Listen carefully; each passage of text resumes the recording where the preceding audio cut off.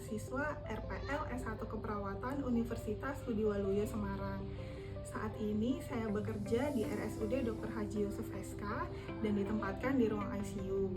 Saat ini saya sudah bekerja di rumah sakit selama 8 tahun. Di rumah sakit kami, tepatnya di ruang ICU, ada beberapa nilai falsafah keperawatan yang kami terapkan dan ada beberapa upaya dari pemimpin kami, baik kepala ruangan ataupun manajemen dari rumah sakit, agar nilai ini tetap kami terapkan. Yang pertama adalah humanisme dan empati.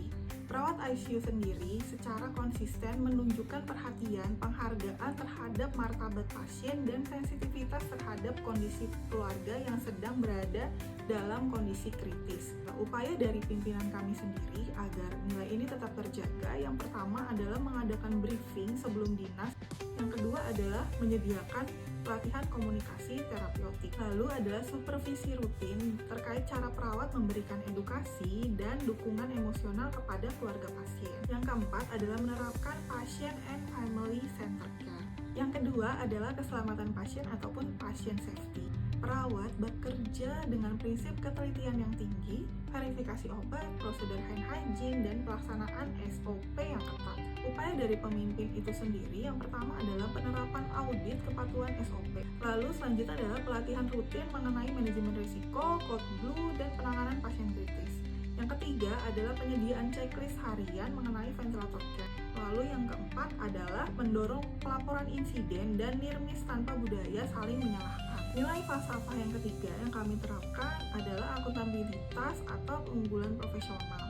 Nilai ini menegaskan bahwa perawat bertanggung jawab penuh atas keputusan, tindakan, dan hasil dari asuhan yang diberikan, terutama di lingkungan yang berisiko tinggi seperti ICU. Upaya dari pemimpin sendiri agar nilai ini tetap terjaga, yang pertama adalah sistem checklist dan validasi ganda. Selanjutnya adalah pendidikan dan pelatihan berkelanjutan. Selanjutnya saya akan menjelaskan tentang 4 konsep utama paradigma keperawatan di ICU. Yang pertama adalah individu atau manusia. Fokus utama keperawatan untuk mempertahankan fungsi dari organ vital dan mencegah komplikasi. Yang kedua adalah lingkungan. Lingkungan di ICU adalah lingkungan berteknologi tinggi dan terkontrol. Yang ketiga adalah kesehatan.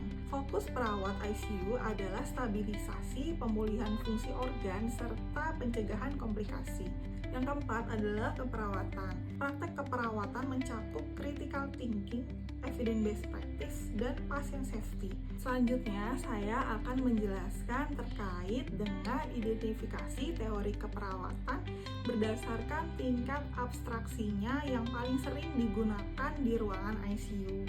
Yang pertama adalah Grand Theory yang paling sering kami gunakan di ruang ICU. Yang paling sering gunakan itu adalah Florence Nightingale Environment Theory. Di ICU ini diwujudkan melalui yang pertama adalah ventilasi dan cahaya. Lalu yang kedua adalah menjaga kebersihan dari pasien itu sendiri. Yang ketiga adalah kenyamanan dan ketenangan pasien. Selanjutnya saya akan menjelaskan 2 middle range teori yang paling sering kami gunakan. Yang pertama adalah Theory of Comfort dari Catherine Colaba. Penerapannya di ICU ini yang pertama adalah menjaga kenyamanan fisik dari posisi pasien, kontrol nyeri, dan menjaga suhu tubuhnya agar tetap normal. Lalu yang kedua adalah kenyamanan psikospiritual dari pasien yang dirawat di ruang ICU. Lalu yang ketiga adalah menjaga kenyamanan dari lingkungan.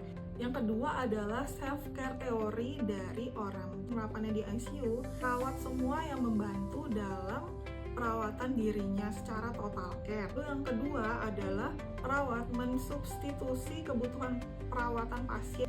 Lalu yang ketiga adalah digunakan sebagai dasar untuk menentukan intervensi mandiri dan kolaboratif. Selanjutnya saya akan menjelaskan 3 practical teori yang selalu kami gunakan di ICU. Yang pertama adalah teori airway breathing circulation dan sampai dengan weaning dan ekstubasi protokol.